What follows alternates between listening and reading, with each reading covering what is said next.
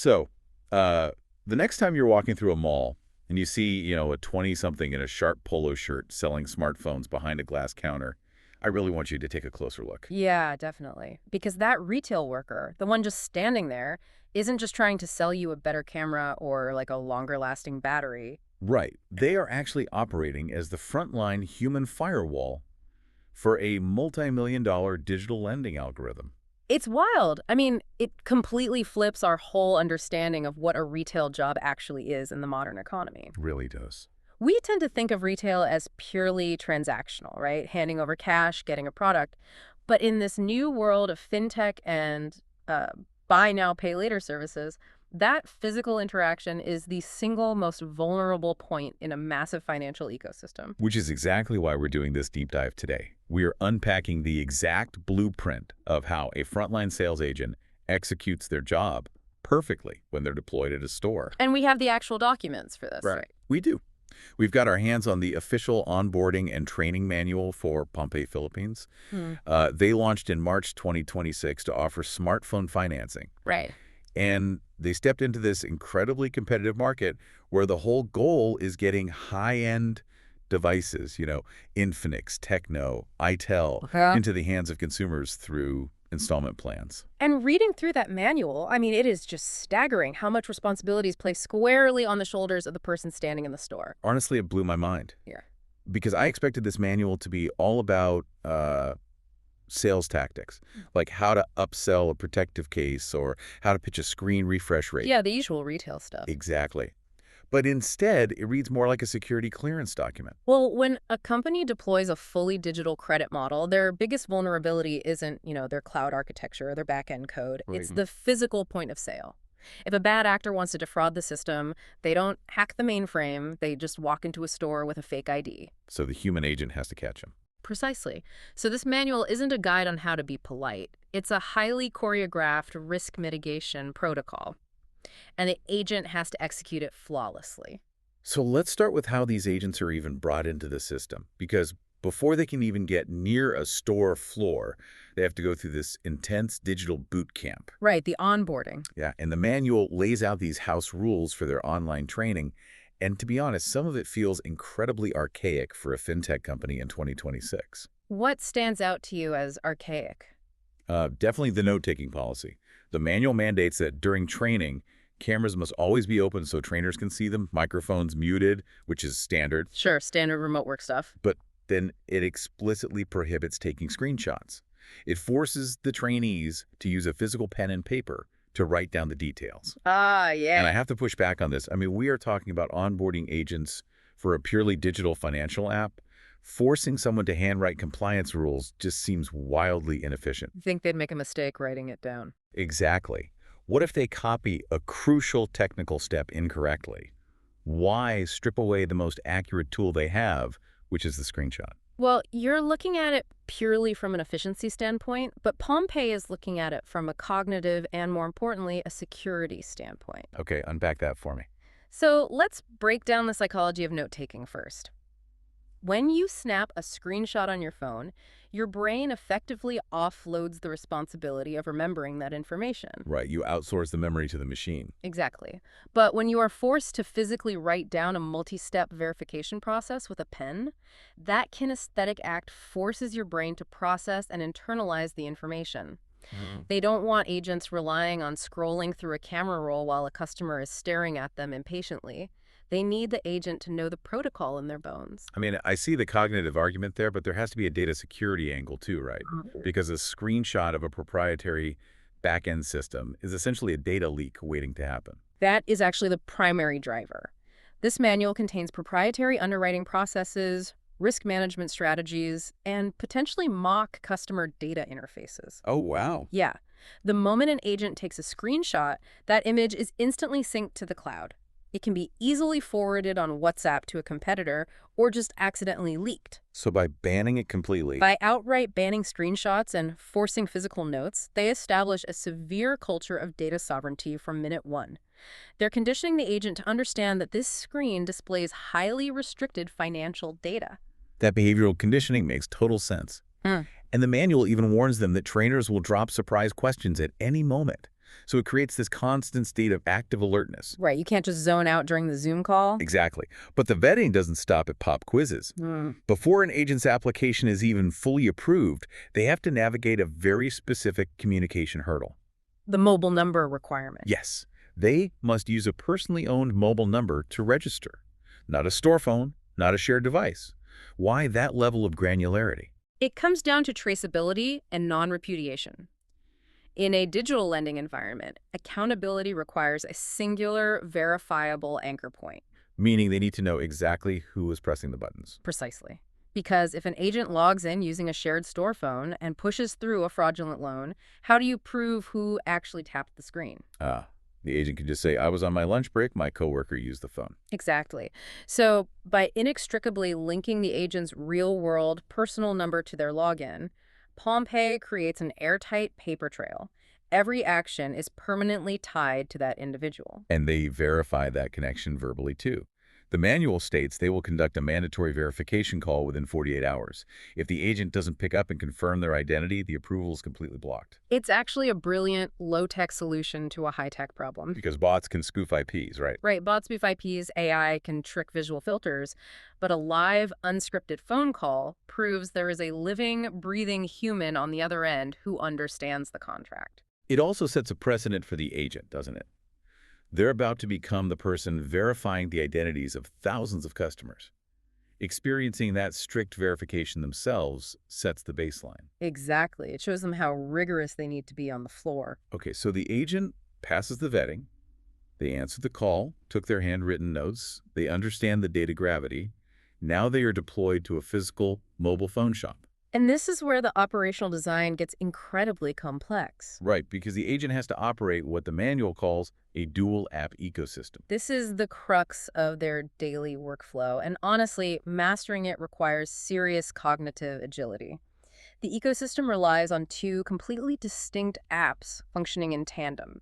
Confusing them could literally tank a transaction. Okay, so first you have the PalmPay Partner app. Yes. And this is the app that lives purely on the agent's own personal smartphone. Correct. The partner app is the B2B interface. It's the tool the agent uses to input customer data, run credit checks, and communicate with the underwriting algorithm. But it's also their livelihood, right?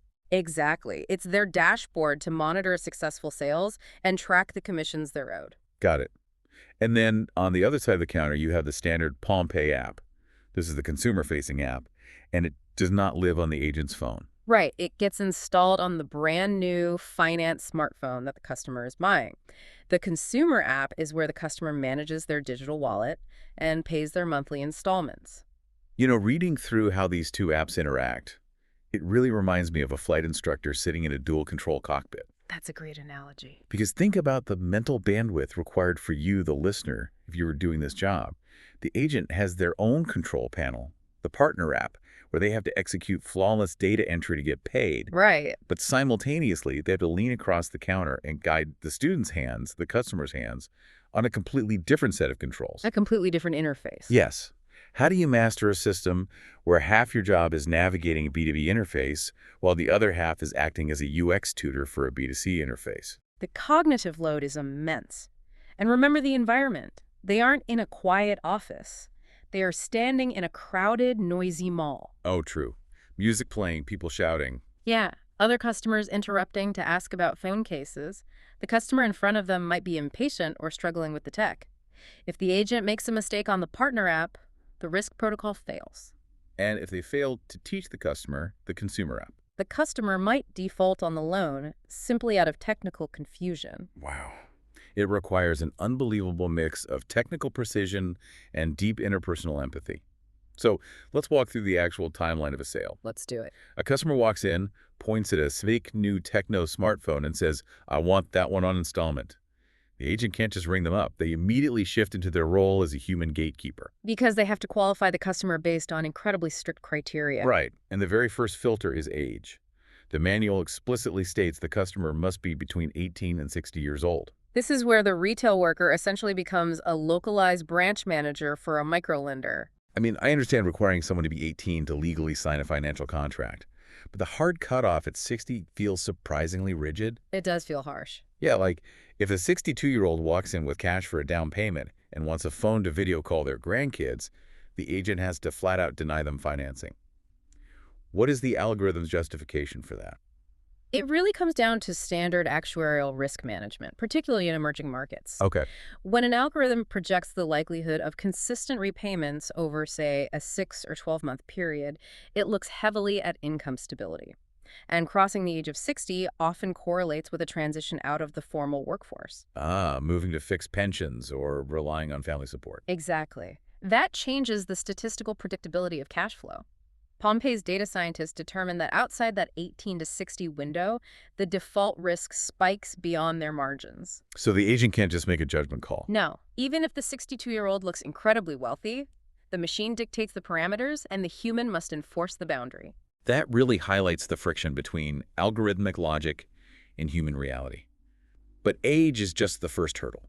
Next, they have to verify identity, and they can't just glance at a gym membership. Definitely not. The manual lists a very curated set of acceptable IDs: the PhilSys ID, a driver's license, UMaid, SSS ID, the new PRC, voters, postal, or the PhilSys digital ID. You have to look closely at what those specific IDs have in common. Almost every ID on that list represents a modernization of the Philippine identification system. High security credentials. Exactly, often backed by biometric data. Like the PhilSys ID, which is tied to the national database with fingerprints and iris scans. Precisely. If PalmPay is going to hand over a valuable electronic asset purely on the promise of future payment, they need absolute cryptographic certainty of who is holding that asset. Because a paper ID can be forged for a few pesos. Right. A UMaid or PhilSys ID represents a verified anchor. The algorithm only trusts the transaction if the agent verifies a top-tier anchor.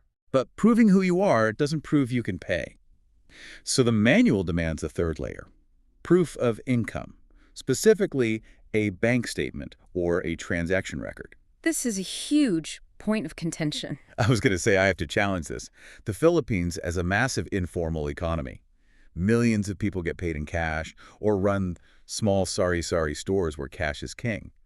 By demanding a bank statement, isn't PalmPay excluding the exact demographic that needs accessible financing the most? It's a highly debated friction point in emerging market fintech. You are entirely correct that it excludes purely cash-based workers. Here's why I do it. From PalmPay's perspective, it's a necessary structural filter.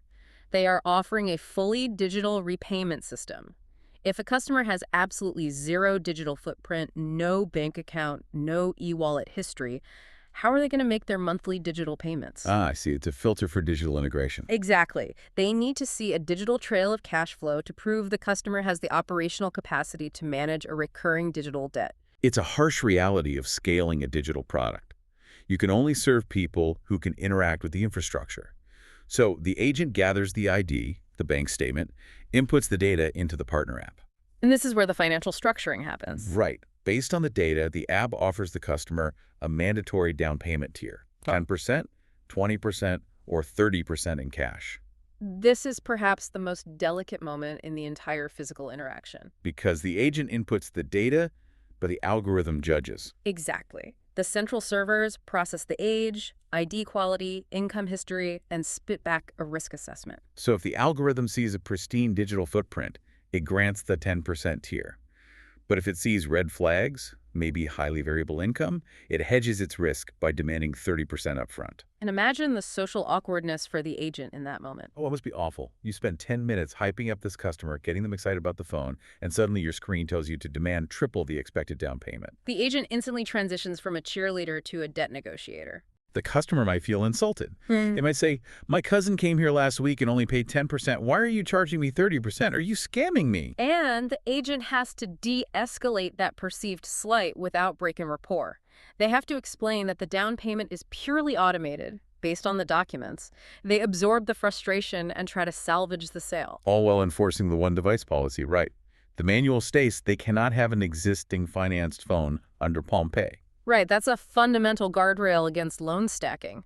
Limiting exposure to a single IMEI per identity caps the maximum potential loss. Okay, so they navigate the social friction, hit submit, and the manual proudly claims the reward is a fully digital credit decision in about 5 minutes. Technologically speaking, a 5-minute approval is a marvel. Right, parsing data and running risk models in real time. But functionally, in a retail environment, 5 minutes is an eternity. It really is. I mean, think about it. I've stood at a counter waiting for a credit card to process for 30 seconds, and it feels like an hour.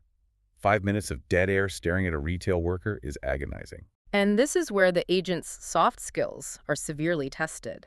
The speed of the digital algorithm relies entirely on the physical environment.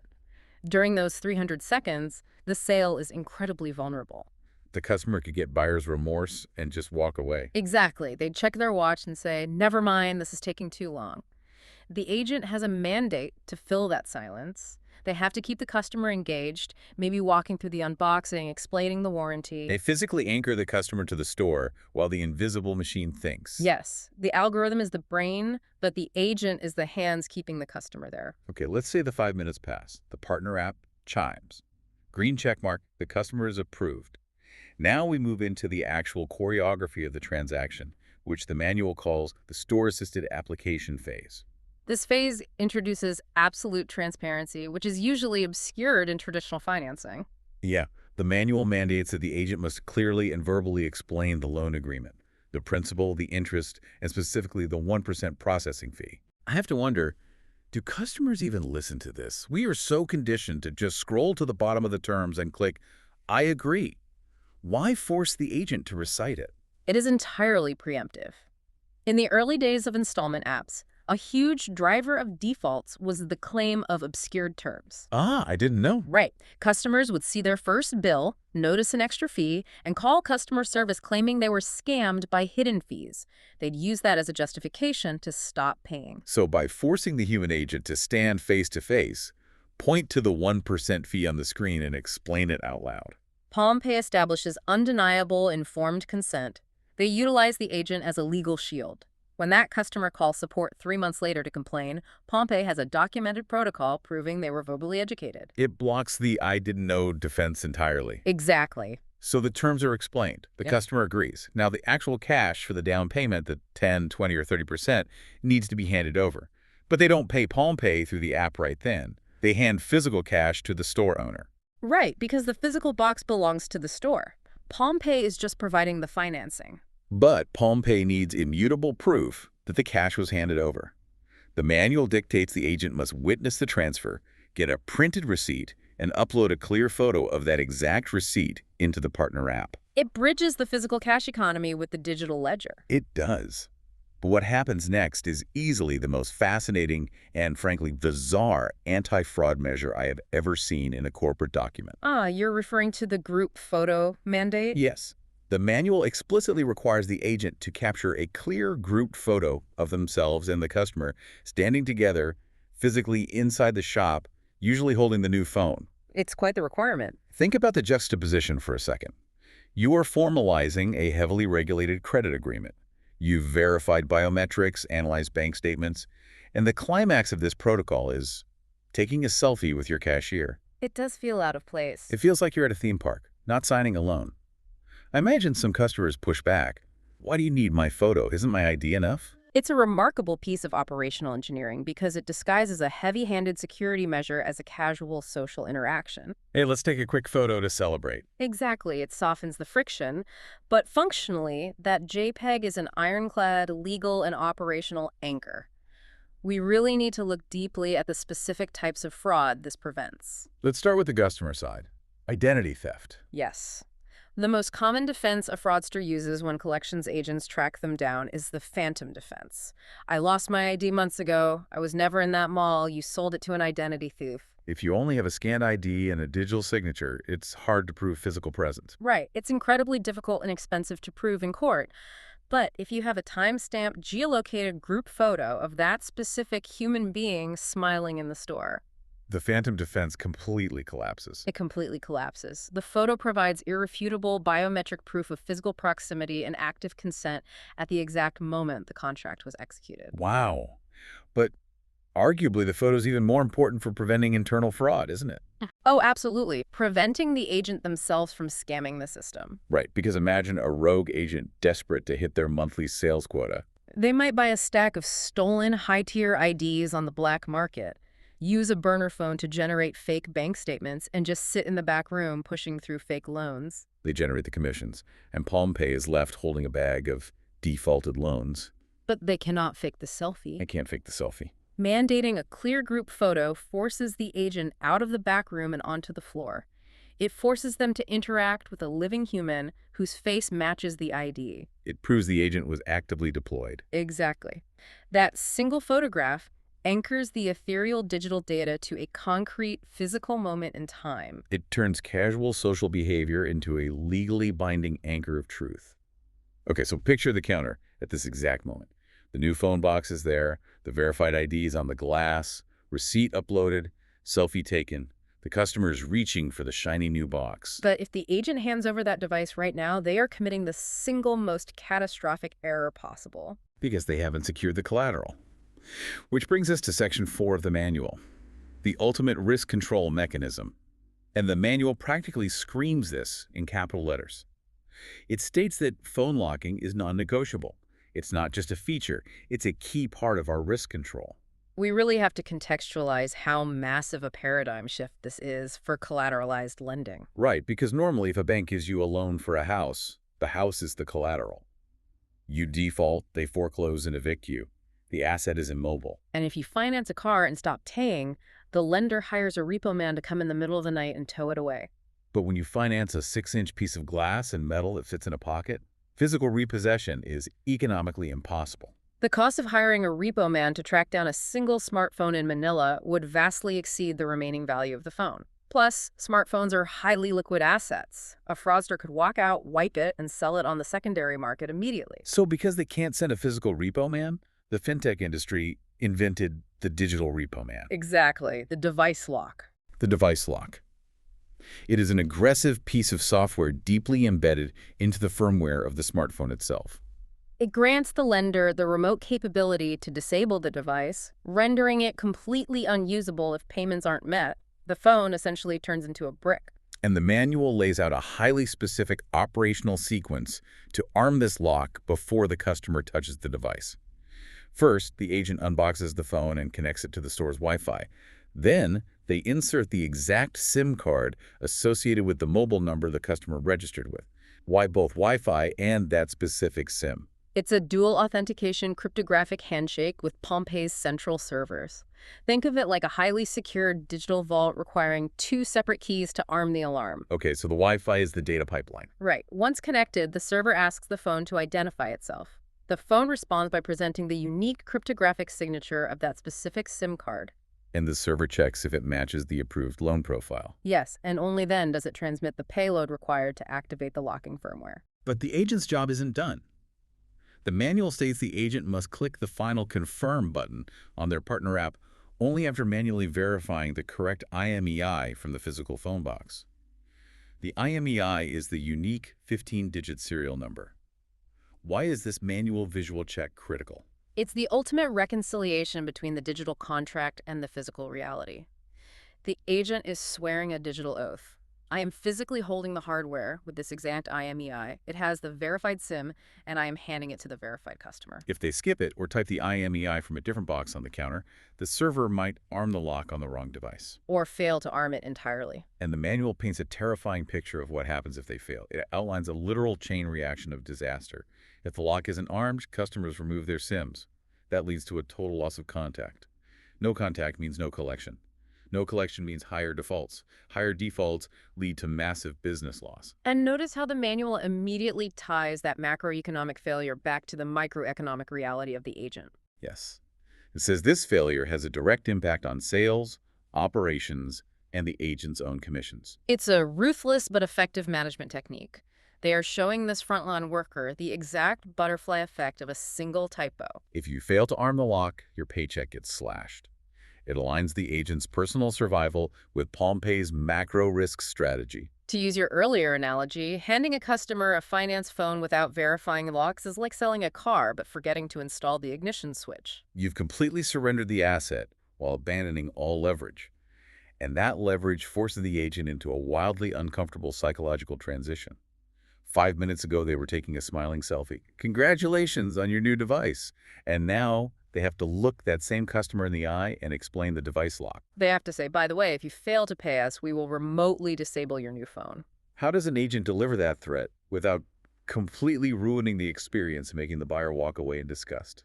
This is exactly what separates an adequate agent from a masterful one. A highly skilled agent never frames the lock as a punishment or a threat. They utilize a technique of positive reframing. So they might say, because this device comes equipped with advanced security, we can bypass traditional credit checks and offer you this phone today. Precisely. This lock is the only reason we can trust you. It protects the company's risk, which allows us to give you immediate access to this tech. Ah, so it's a mutually beneficial feature. Exactly. The agent explains that the lock is entirely dormant as long as the payments are met. It doesn't drain the battery or slow down the camera. It only wakes up if the social contract is breached. It is the ultimate exercise in boundary setting. Okay, so the hardware is secured. The digital repo man is armed. The customer understands the consequences. But a threat is completely useless if the customer genuinely does not know how to pay. Right. Which brings us to the final, and I'd argue most systemically important phase. Yeah. Section 5, closing the loop and financial education. This phase represents a massive shift in the agent's identity. They were a security guard, a data clerk, a risk manager. Now they transition into a digital literacy tutor. Because extending a loan is relatively easy. Ensuring they have the technical knowledge to repay it is the real challenge. The manual requires the agent to take the unboxed phone and physically guide the customer through installing the consumer PalmPay app. They establish the digital conduit for repayment while the customer is still physically captive in the store. You can't just tell them to download it later at home. If you do, you introduce massive drop-off friction. PalmPay demands the infrastructure is operational before they leave the premises. Once the app is open, the agent has to explain the calendar. And the rule here is fascinating. The first payment falls on the same day as the purchase date, but in the following month. Buy on April 15th, first installment is May 15th. It sounds straightforward, but anchoring this date is critical for reducing unintentional defaults. Really? How so? In many demographics, there is an assumption that bills are due at the end of the month or aligned with paydays like the 15th and 30th. If a customer buys a phone on the 7th and assumes it's due on the 30th, they default purely out of calendar confusion. Oh, wow. So strictly tying it to the anniversary of the purchase creates a strong cognitive anchor. Exactly. But knowing when to pay is meaningless if you don't know how. The manual gives strict instructions to guide them through the repayment interface, and it heavily emphasizes teaching the customer how to use QRVH. We need to pause and deeply analyze the impact of QRVH here. It's the national QR code standard in the Philippines. It's a massive leap in financial interoperability. Before this, if your money was in a different e-wallet than the app's preferred one, the transaction was incredibly difficult. QRVH breaks down those walled gardens. The manual explicitly lists that the customer can use existing e-wallets like Gcash, Maya, GrabPay, BPI, Union Bank to scan the PalmPay code. PalmPay is essentially saying, we don't care where your liquidity lives, we just need to make it as frictionless as possible to route those funds to us. And for many consumers, this retail interaction might be their very first time utilizing an installment e-wallet. It might be their first time scanning a QRVH code to service debt.